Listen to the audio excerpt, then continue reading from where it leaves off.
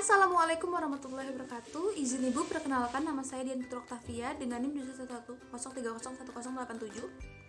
Di sini dia akan menjelaskan mengenai biomekanika dan kinesiologi alat gerak. Nah, pada alat gerak bawah, karena NIM Dian itu ganjil, dia akan menjelaskan mengenai vertebra dan hip. Nah, di sini tuh Dian dari fisioterapi kelas 2B3 Universitas Asia Yogyakarta. Sebelumnya, Dian akan menjelaskan apa itu osteokinematika dan juga apa itu androkinematika.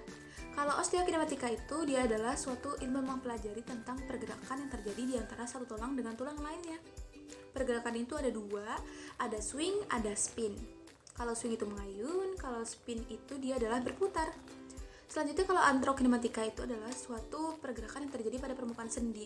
Nah, di sini kita perlu tahu apa itu JMP atau joint play movement. Nah, ini tuh terdiri dari roll dan juga slide.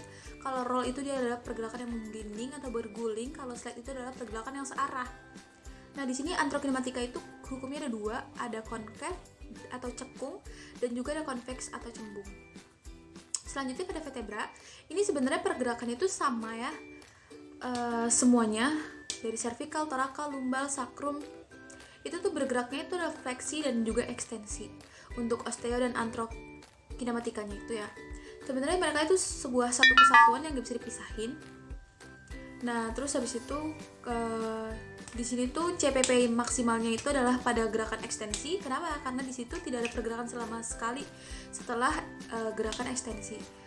Kalau misalnya MLPP-nya itu gerakannya pada antara fleksi dan ekstensi, gerakan posisi netral. Nah, di sini gerakan yang meregang itu adalah faset dan diskus. Kalau diskusnya itu dia pada fleksi, dia tertekan. Kalau fasetnya itu dia pada gerakan ekstensi, tertekan dan menghadap ke posterior di bidang transversal. Terus kalau pada gerakan hips itu ada gerakan ekstensi, fleksi, abduksi, adduksi, eksternal rotasi dan internal rotasi. Kalau fleksi itu di simplipis pubis, di mana gerakan itu bisa bergerak cuman ada terbatas. Kalau fleksi itu dia sakrumnya adalah konternatrasi. Nah, berlawanan nih sama ekstensi, yaitu dia gerakannya natrasi. Kalau shipsnya itu dia pada gerakan anterior, kalau yang si fleksi. Kalau yang ekstensi itu gerakannya posterior.